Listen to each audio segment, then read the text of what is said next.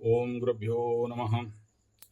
ओम गम गणपतये नमः। ओम हुम हनुमते नमः। ओम रम रामाय नमः। ओम मातेश्वरी नमो नमः। ओम मातपितृचरणकमलेभ्यो नमो नमः। ओम शांति शांति शांति। हरि ओम श्री गुरुभ्यो नमः। स्वागत है आध्यात्म गुरुकुल, ज्योतिष गुरुकुल, वास्तु गुरुकुल, स्वावलंबन गुरुकुल, पूजा पाठ कर्मकांड गुरुकुल, अभिनय गुरुकुल, कृषि गुरुकुल, राउर किला उड़ीसा से मैं आचार्य संजय बात करते हैं वर्तमान समय में वास्तु एनर्जी आप लोगों का, जिनका भी घर का मुख्य दरवाजा, देखिए मुख्य दरवाजा ही आपके जीवन का सब कुछ को निर्णय करता है। आपके जीवन में सुख शांति समृद्धि, अमीर बनोगे गरीब बनोगे, आपके जीवन में उन्नति होगा नहीं होगा, अवनति होगा, दुकान बंद हो जाएगा, फैक्ट्री बंद हो जाएगा। बहुत से लोगों का जैसे ग्रह चलन होता है ना, ऐसा ही वास्तु का भी दृष्टि और सर का परिवर्तन होता है, ऐसा कुछ वास्तुकारों का मानना है। और उसका एक थंब रूल है कि कौन से महीना से कौन सा महीना तक वास्तु पुरुष अपना सर और दृष्टि में परिवर्तन करते हैं। तो उसका एक लिस्ट है। भाद्रपद आश्विन कार्तिक, इस समय ये जो मुख्यतः 3 महीना है, इस 3 महीना में वास्तु पुरुष का दृष्टि, वास्तु पुरुष इस समय पूर्व में सर्व करते हैं और दक्षिण में दृष्टि देते हैं।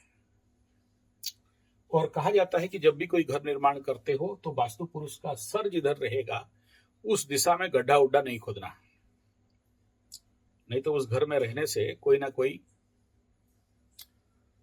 और मार्गशीर माघ और पूषा मास में दक्षिण की तरफ सर रहता है और पश्चिम में दृष्टि रहता है।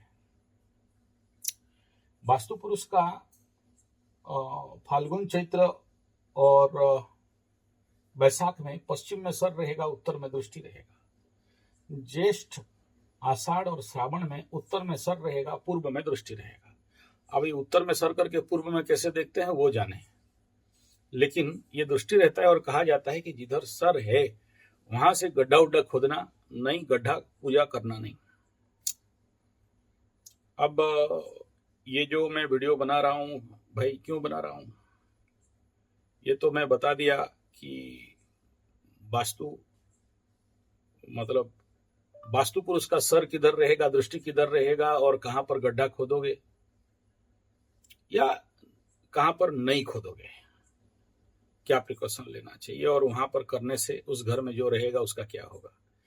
अब दूसरा चिंतन यहां पर यह है कि मैं किस बारे में बना रहा हूं। वर्तमान समय में सारे ग्रह शनि और राहु को छोड़ देने से बाकी सभी के सभी दक्षिण दिशा के तरफ, देखो कर्क राशि को दक्षिण दिशा कहा गया, मेष राशि को पूर्व दिशा, तुला को कहा गया है पश्चिम दिशा। तो दक्षिण से लेके पश्चिम तक, यानी गुरु को मिथुन में छोड़ देने से शुक्र बुध कर्क में, सूर्य केतु सिंह में और कन्या में मंगल, तो दक्षिण पश्चिम दिशा, पश्चिम पूर्ण तो नहीं हुआ है, जब तुला में मंगल जाएगा तो पश्चिम कहा जाएगा। यानी कंप्लीटली इस समय ग्रहों का भार दक्षिण दिशा में है। और दक्षिण दिशा में इस समय देखोगे तो वास्तु देवता का, वास्तु शक्ति का दृष्टि, यानी द फ्लो ऑफ एनर्जी भी ठीक इसी डायरेक्शन में है।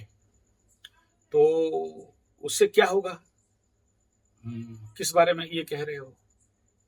इस समय जिनका भी पकड़ लो, वास्तु पुरुष का दक्षिण मुखी स्नान है और आपका दक्षिण मुखी घर का मुख्य द्वार है।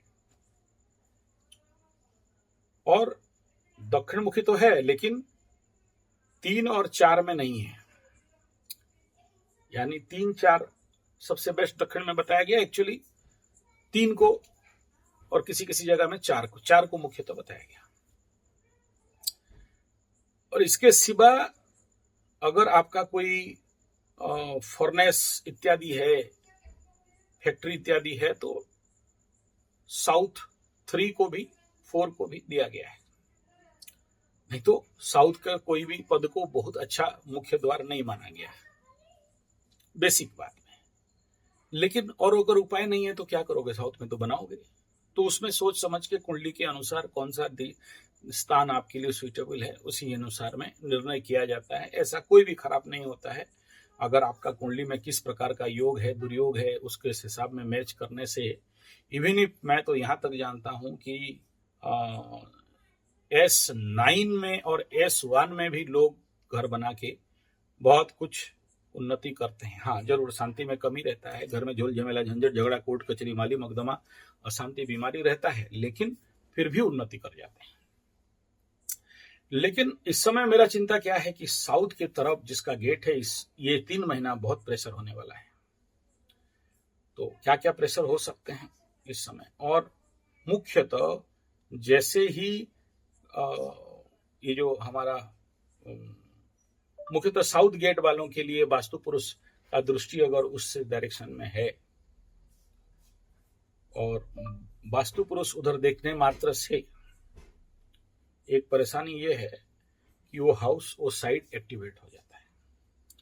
और जब ये हाउस एक्टिवेट होता है, यानी पकड़ लो साउथ की तरफ दृष्टि है और साउथ में ग्रह है, यानी दक्षिण दिशा में इस समय 2 ग्रह को छोड़ देने से 7 ग्रह दक्षिण दिशा में पड़े हैं, दक्षिण पश्चिम में, और कहीं भी ग्रह नहीं है। और बैलेंसिंग किसी गुरु दृष्टि इधर पड़ नहीं रहा है, शुभ ग्रह का दृष्टि नहीं पड़ रहा है, अशुभ ग्रह का तारतम्य नहीं है, और इसी समय में वास्तु का दृष्टि है।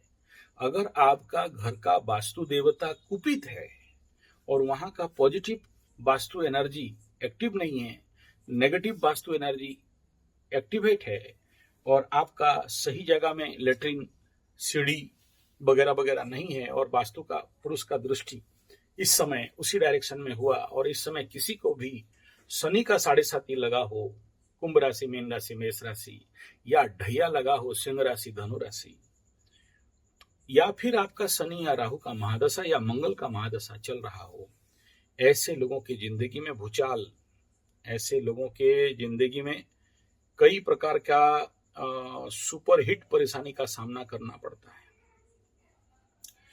कुपित वास्तु का दृष्टि अगर साउथ कॉर्नर में या साउथ साइड का गेट में वास्तु पुरुष अगर देख लिया, और इस समय पाप ग्रहों का दृष्टि भी यहां पर पड़ा हुआ है इस डायरेक्शन में, तो आपके घर में जो भी एनर्जी इन करेगा, या आपके घर में पहला नारी, महिलाएं, लड़का, बेटा बेटी, illegal relation, extra marital affairs, living relationship, दूसरे जात दूसरे धर्म में भाग जाना, या किसी भी प्रकार का ब्लैकमेल का शिकार होना, या मनोवैज्ञानिक दृष्टिकोण में पीड़ित होना, या सिंह राशि वाले हो तो आने वाला समय आपका संतान, मैं कुछ बोल नहीं रहा हूं, खुद बोलना, नीचे कमेंट लिख देना, डैश डैश डैश बता दिया, समझ जाना, बोलना ठीक नहीं होगा, फिर आप डरने लगोगे।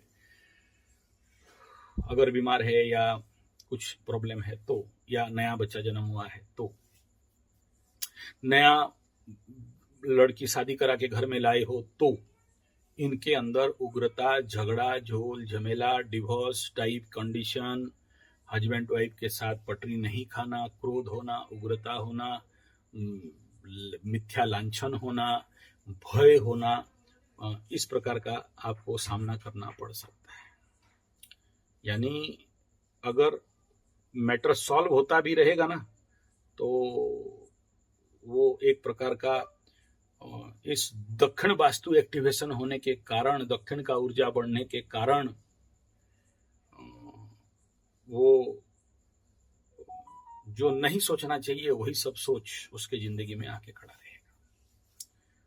मतलब एक प्रकार का घर में अशांति, साउथ साइड में गेट है, और अभी साउथ साइड एक्टिवेट हो गया ग्रहों से भी और वास्तु देवता की दृष्टि से भी, तो मंगल और उसका बहुत अच्छा मेषारूढ़ाय, धूम्रवर्णाय मेषारूढ़ाय ऐसा बताया गया है, और यम का भी साइड आता है, तो उसमें और ज्यादा पाशांकुश हस्ताय ऐसे यमपाशाय ऐसे बताएंगे। तो कोई ना कोई खराब न्यूज, खराब बैड न्यूज का संभावना है, और बोलना नहीं चाहता हूं, समझ जाओ। तो उसका काउंटर क्या करोगे? इसका काउंटर है मृत्युंजय का यज्ञ कराना, रुद्र का यज्ञ कराना, और गौ माता को भोजन कराना। और जो लोग अपने घर में गौ माता के लिए स्थान रखे हैं और पहला रोटी दे रहे हैं, तो फिर वो दोष, वास्तु का सबसे बड़ा से बड़ा दोष गौ माता को देने से कट जाता है। और अगर संभव है तो गोबर का पिरामिड उस डायरेक्शन में ला के रख सकते हो ऐसे कंडीशन पे, क्योंकि इस प्रकार का वास्तु एक्टिवेशन साउथ डायरेक्शन में इस महीना में होना कोई प्रॉब्लमेबल नहीं है, लेकिन ग्रह दृष्टि प्रभाव भी इस समय बड़ा भयंकर रूप में पड़ा हुआ है। यानी इसी डायरेक्शन में, जैसे कन्या के ऊपर मंगल के ऊपर शनि का दृष्टि, सिंह के ऊपर राहु का दृष्टि, तो इस प्रकार का दृष्टि प्रभाव बहुत ज्यादा होने के कारण अगर आपका मुख्य द्वार इधर है तो थोड़ा सा सावधानी बरतना चाहिए। और इसका तरीका यही है कि संध्या दीप जलाते रहना। जिस दिन मैं जैसा जैसा बताऊं, हर दिन जो लोग मेरा राशिफल देख रहे हैं, मतलब इतना ही है कि अगर आप लोग जो लोग संजय जी 75 टेस्ट एस्ट्रोथेरेपी में हर दिन का वास्तुफल देता हूं, जो उस वास्तुफल को, यानी जो हर दिन जो राशिफल देता हूं, उस राशिफल में वास्तुफल देता हूं कि आज का डायरेक्शन में किधर मूवमेंट कर रहा है एनर्जी, चंद्रमा के गति के अनुसार, वास्तु पुरुष के दृष्टि के अनुसार, ग्रह गोचरीय दृष्टि के अनुसार। एक उदाहरण देखो, आज के डेट में अगर जोड़ाई को देखोगे, आकाश को देखोगे, तो सारा ग्रहों का दृष्टि, मैक्सिमम ग्रह 4-5 ग्रह एक साथ धनु के तरफ देख रहे हैं, और ये धनु का डायरेक्शन होता है उत्तर पूर्व। तो उत्तर पूर्व में जिसका भी गेट है, उत्तर पूर्व 65 डिग्री के अंदर आता है, जहां वहां पर धनु का डिग्री आता है। एक्चुअली ये तो आता है 180 एंड 30, 180 एंड 30, 210 डिग्री। तो उस आसपास में जिसका गेट, मेन गेट इत्यादि है, कंप्लीट एनर्जी वहां है। और जिसका भी उधर रहेगा, देखना उनके घर में झोल झमेला, झंझट, झगड़ा, कोर्ट कचहरी, माली मकदमा, मानहानि, ब्लैकमेलिंग, बीवी विवाह, झगड़ा, लबरा लबरी, धोखी, तो ये चलता रहेगा। लेकिन क्योंकि उधर ग्रहों का हुजूम नहीं है, यानी उधर प्रेशर लोड नहीं है, तो इसलिए उतना बैड इफेक्ट होते हुए नहीं दिखाई दे रहा है। लेकिन इस समय सारे ग्रहों का हुजूम, क्योंकि वर्तमान समय में उत्तर दिशा में आके हुए, तो दक्षिण दिशा में घर का मुख्य डायरेक्शन में ग्रहों का दृष्टि, वास्तु पुरुष का दृष्टि होने के कारण, और वास्तु कुपित होगा तो, नहीं कुपित होगा तो किसी को कुछ नहीं होगा। वास्तु कुपित है और उसका दृष्टि आ रहा है। तुम्हारा घर का वास्तु देवता क्रोधी है, कैसे पता चलेगा वास्तु कुपित है बोल के? वो फिर अलग लंबा विषय है, बता दिया। गलत जगह में लेटिन बाल बना दिए हो, सीढ़ी लगा दिए हो, वास्तु देवता का कभी पूजा होता नहीं। वास्तु के लिए घर में देखना, हमारे जितने सारे उड़ीसा में आओगे या कहीं भी पूजा वगैरह होता है ना, तो दीवाल में हम लोग ऐसे घी लेके डालते हैं दीवाल के ऊपर। यहाँ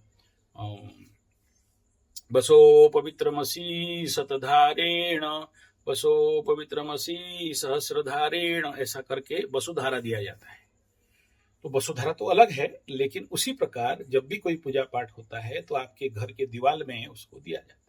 उसमें ऐसे ऐसे करके 9 बिंदु दे के ऐसे ट्रायंगल बना के उसके ऊपर एक ध्वजा बनाया जाता है, और नीचे सहस्रधारा और 7 धारा दे के वो डाला जाता है। तो उसमें से, उस चित्र में से आपको पता चल जाएगा कि आपका वास्तु पुरुष कुपित है, वास्तु पुरुष शांत है, वास्तु पुरुष को आप शुद्ध एनर्जी दे रहे हो, साफ एनर्जी दे रहे हो, पवित्र है, और आपका घर का वास्तु शांत है, आनंदित है, मुदित है। उसका भी जैसे ग्रह कैसा है, ग्रह का स्थितिस्थापक फल क्या है, मुदित है, नृत्यरता है, स्टेगनेंट है, स्तंभित है, अतिचारी है, वक्री है, स्ट्रेट फॉरवर्ड मोशन है, ऐसे ही वास्तु को भी देखा जाता है, उसका अलग अलग फल है। तो ऐसे कंडीशन पे आप जान सकते हो, तो कोई प्रॉब्लम नहीं है। और अगर कुपित है तो फिर इस पर्टिकुलरली जब तक ये ग्रहण नहीं खत्म होता है तब तक थोड़ा सा वास्तु शांति करने के लिए अगर आपके पास पंडित हैं तो वास्तु शांति करा लीजिए, नहीं है तो 32 लड्डू ला के घर का पर्टिकुलर उस डायरेक्शन में, उस दिशा में केवल एक एक चौखनी और दाना और साथ में एक दिया, एक प्रदीप प्रज्वलन करके छोड़ दीजिए और लड्डू बच्चों में या गरीबों में बंटवा दीजिए, तो कुछ डिफरेंस आपको अनुभव हो जाए।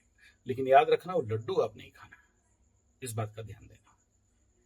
वास्तु पुरुष का पूजा के बाद वास्तु भोग खा सकते हो, लड्डू जो 32 के लिए ग्रिड के लिए रखे हो वो आप नहीं खाओगे, दूसरे को दे दो। धन्यवाद, नमस्कार।